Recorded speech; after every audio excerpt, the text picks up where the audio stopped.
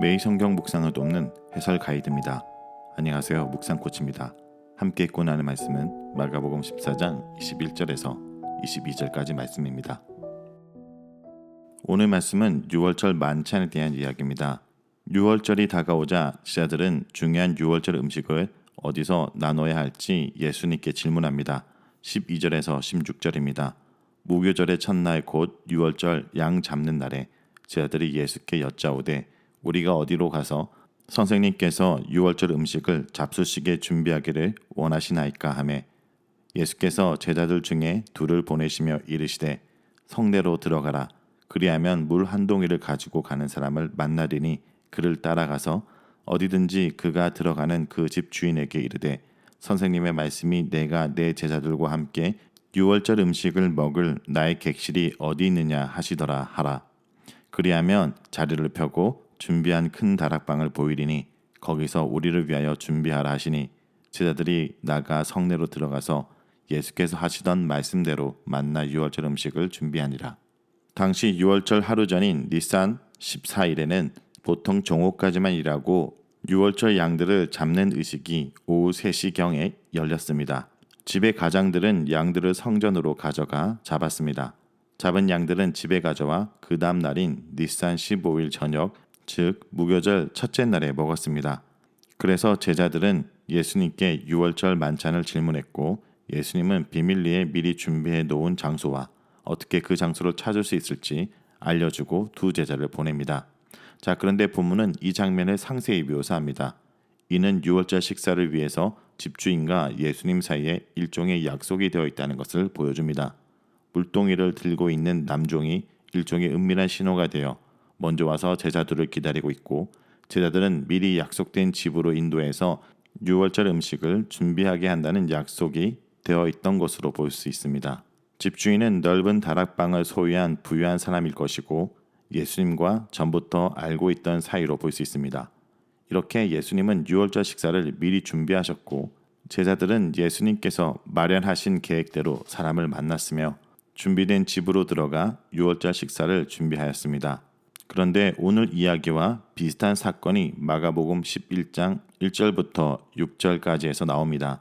바로 나귀를 찾았던 사건입니다. 그러나 오늘 이야기는 그 이야기에서 더 진전된 모습을 보입니다. 예수님은 모든 것을 다 준비해 놓았고 그가 말한 대로 모든 것이 다 이루어진 것입니다. 또한 이 유월절의 주인공은 분명히 예수라는 것을 강조하고 있습니다. 14절에 기록되어 있는 예수님의 지시는 더 분명하게 이것을 나타냅니다. 내가 내 제자들과 함께 유월절 음식을 먹을 나의 객실이 어디 있느냐. 그러므로 이 유월절은 보통의 유월절과 다른 것입니다. 이집트에서 탈출한 유대인들이 기념하고 먹었던 유월절이 이제 예수님을 통해서 새로운 의미를 갖게 되기 때문입니다.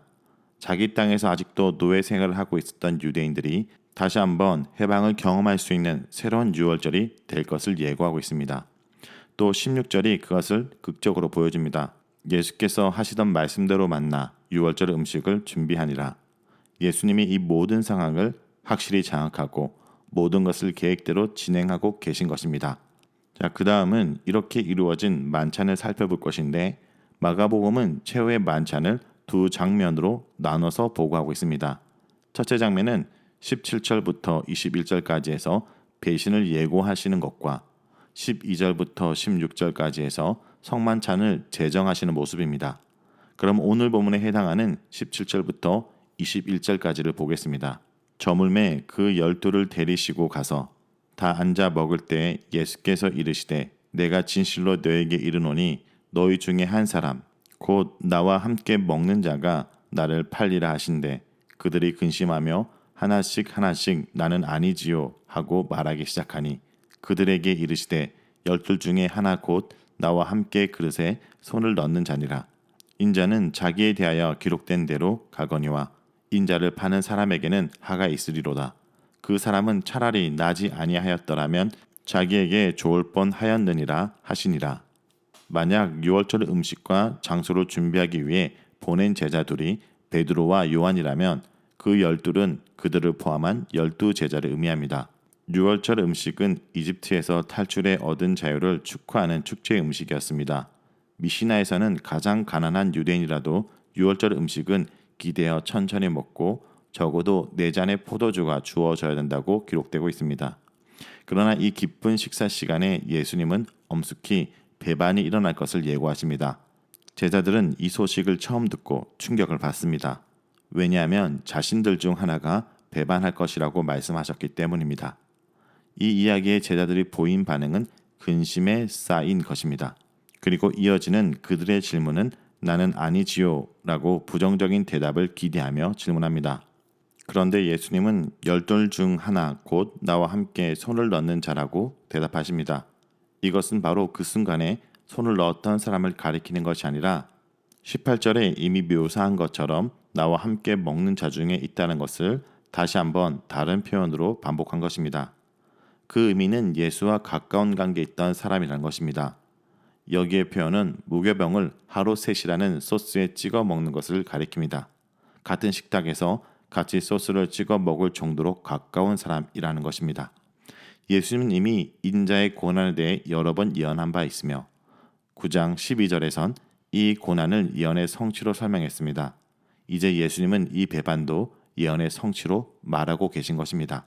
마가복음은 인자가 배반당하는 것이 어떤 성경 구절을 성취하는 것인지에 대해 말하고 있지 않으나 가능성이 있는 구절은 시편 41편 9절에 내가 신뢰하여 내 떡을 나눠 먹던 나의 가까운 친구도 나를 대적하여 그의 발꿈치를 들었나이다 라는 말씀과 연결되는 것을 볼 수 있습니다.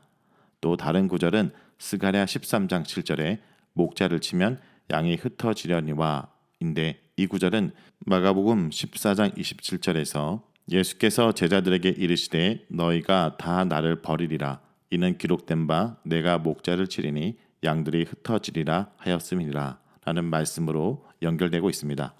자, 어떤 구절을 마음속에 두고 말씀하셨는지 알아내는 것은 힘들지 모르지만 분명한 것은 예수님에게 일어나고 있는 모든 일이 우연히 벌어지는 비극이 아니라 하나님의 목적과 계획 안에서 하나하나 차근히 이루어지고 있는 한 부분이라는 것입니다. 이어서 예수님은 하가 있으리로다 라고 하시며 배반할 자를 향해 선언하십니다. 비록 메시아의 죽음이 성경의 성취이며 하나님의 계획에 따른 것일지라도 이 일에 관계된 사람의 책임까지 없애주는 것은 아닙니다.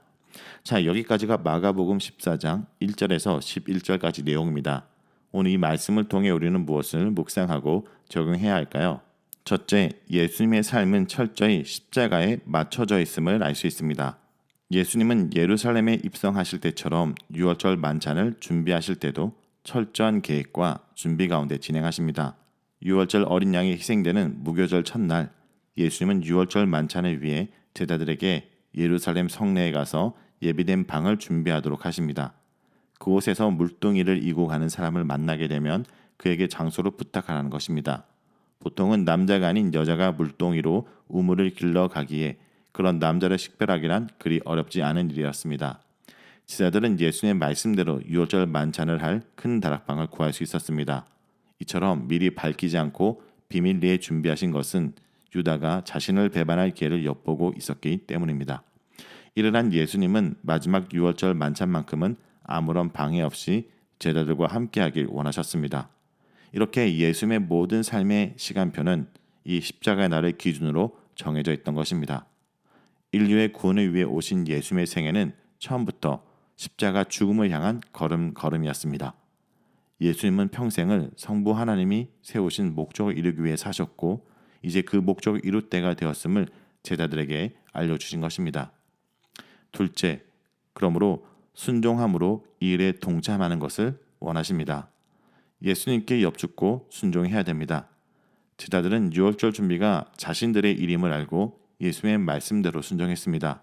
오늘 본문에서 만찬 장소를 제공한 사람을 비롯하여 이전에 어린 나귀를 준비한 이를 모를 주인, 순전한 나들을 부었던 여인, 예수님께서 묻히실 무덤으로 자기 무덤을 내어준 요셉까지 그들은 예수님 편에서 십자가의 삶에 동참했습니다.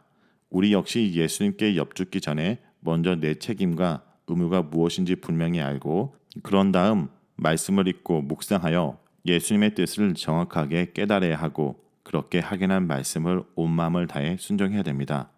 이처럼 주님의 말씀을 생각하고 묵상하며 순종하는 것이 제자의 삶입니다. 그리고 셋째, 주님과 무관한 인생이 되지 않도록 끝까지 주님을 붙들어야 됩니다. 저녁 무렵 예수님은 유월절 만찬 자리에서 12제자 중 자신을 팔 자에 대해서 언급하십니다. 순간 제자들은 놀람과 충격으로 자기 길을 의심했습니다. 제자들은 근심에 쌓여 한 사람씩 나는 아니지요 라고 묻기 시작했습니다. 당연히 아니길, 아니 혹시라도 미혹되어 예수님을 배반하게 되는 건 아닌지 확인받고 싶었습니다. 예수님은 자신을 배반할 사람이 같은 식탁에서 함께 음식을 먹고 있다고 말씀하셨습니다. 예수님은 자신을 파는 자가 당할 하가 너무 커서 그 사람은 차라리 태어나지 않았다면 자기에게 좋았을 것이라고 안타까워까지 하십니다. 유다는 이 마지막 기회마저 회개의 기회로 삼지 못하고 자신이 계획했던 일들을 진행하게 됩니다. 유다는 3년 반이라는 시간 동안 주님과 함께 있었지만 결국 자신의 목적과 다른 방향으로 가는 예수님을 배반함으로 예수님과 전혀 상관없는 삶을 살아왔던 것입니다. 오랜 시간 예수 그리스도를 믿고 따른다고 말하면서도 예수님이 원하는 목적과 내 인생의 목적이 다르다면 주님 곁에 있지만 주님과 무관한 인생을 살 수 있습니다. 우리는 유다처럼 이렇게 무관한 삶으로 비참한 인생이 되지 않도록 오늘도 말씀을 통해 하나님의 뜻이, 하나님의 내 삶을 향한 목적이 무엇인지 발견하고 그 길을 가는 참 제자가 되길 간절히 기도합니다.